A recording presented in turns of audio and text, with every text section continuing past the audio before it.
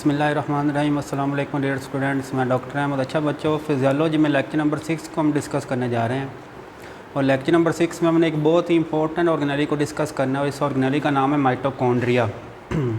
Mitochondria इसलिए important है क्योंकि इसको हम power house of the cell भी कहते हैं। इसको अभी power house of the cell क्यों कहते हैं? क्योंकि सेल के अंदर जितनी भी एनर्जी बन रही है वो एनर्जी माइटोकॉन्ड्रिया बना रहा है, इसलिए इसको हम कहते हैं power house of the cell. तो involve in energy formation. Note में अगर हमारे पास एक चीज़ है, माइटोकॉन्ड्रिया हमारे पास सेल्फ रेप्लिकेटिंग ऑर्गेनेली होती है। सेल्फ रेप्लिकेटिंग मतलब ये अपने आप को खुद ब खुद 1 से 2 कर देती है। क्यों 1 से 2 करती है? क्योंकि इसके पास अपना डीएनए होता है। तो अपना डीएनए होने की वजह से इसको हम कहते हैं ये सेल्फ रेप्लिकेटिंग ऑर्गेनेली है। दूसरा, अगर हम इसके साइज़ की बात करें, इसकी जो विड्थ होती है, इसकी जो चौड़ाई होती है वो 0.5 से 1 माइक्रोमीटर होती है और इसकी जो लेंथ होती है वो 10 माइक्रोमीटर तक हो सकती है।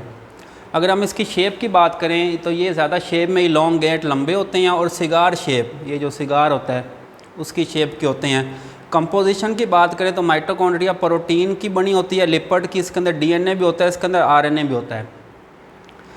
और सबसे इम्पोर्टेंट चीज़ ये आ गया है स्ट्रक्चर, कि इसका स्ट्रक्चर कैसा होता है। तो mitochondria it is composed of 2 lipid bilayer protein membranes. मतलब इसमें 2 मेम्ब्रेन्स होती हैं और वो दोनों मेम्ब्रेन लिपिड बाइलेयर, मतलब हर मेम्ब्रेन में लिपिड की 2 लेयर्स होंगी और आगे उसमें प्रोटीन भी मौजूद होगी, जिस तरह हमने वो स्ट्रक्चर पढ़ा था सेल मेम्ब्रेन का। अब देखें ये इसकी डायग्राम है। तो ये इसकी आउटर मेम्ब्रेन जो बिल्कुल स्मूथ होती है, ये आउटर मेम्ब्रेन है। और लेकिन ये वाली इसकी इनर मेम्ब्रेन, लेकिन इनर मेम्ब्रेन देखें स्मूथ नहीं है, इसमें आपको इनफोल्डिंग नज़र आ रही हैं। ठीक है, ये बलदार है। तो इन इनफोल्डिंग्स को हम कहते हैं क्रिस्टी।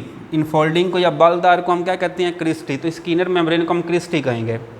और फिर देखें ये आउटर मेम्ब्रेन, ये इनर मेम्ब्रेन, दोनों मेम्ब्रेन के दरमियान ये जो स्पेस है, स्पेस को हम कहते हैं इंटर मेम्ब्रेन स्पेस।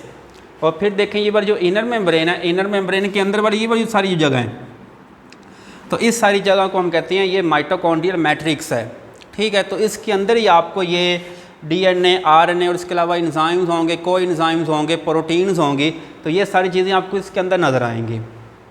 और फिर इसके अंदर आपको ये स्पेशल किस्म के और स्ट्रक्चर आपको नज़र आ रहे हैं। इन स्ट्रक्चर को कहते हैं F1 पार्टिकल। तो ये F1 पार्टिकल्स भी आगे ATP बनाने में इन्वॉल्व होते हैं। तो ये इसका स्ट्रक्चर था कि इसमें 2 मेम्ब्रेन होती हैं, आउटर मेम्ब्रेन, इनर मेम्ब्रेन है, इंटर मेम्ब्रेन स्पेस होती है। इनर मेम्ब्रेन में बलदार वो बल होते हैं, इन बलों को हम क्या कहते हैं? क्रिस्टी कहते हैं। और फिर लास्ट माइटोकॉन्ड्रिया के फंक्शंस हैं। तो माइटोकॉन्ड्रिया का फंक्शन क्या है? लार्ज अमाउंट ऑफ ATP, क्योंकि इसमें एनर्जी बन रही है। एनर्जी किस फॉर्म बनती है? ATP की फॉर्म में। तो ATP इसमें बन रही है। ATP कैसे बन रही है? क्रब साइकिल के ज़रिए, क्योंकि क्रब साइकिल इसमें हो रहा है माइटोकॉन्ड्रिया में।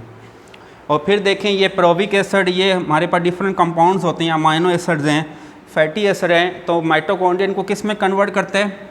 एसिटाइल CO में। और एसिटाइल CO आगे किस में एंटर होता है?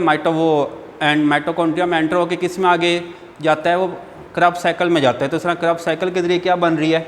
बहुत सारी तादाद में ATP बन रही है।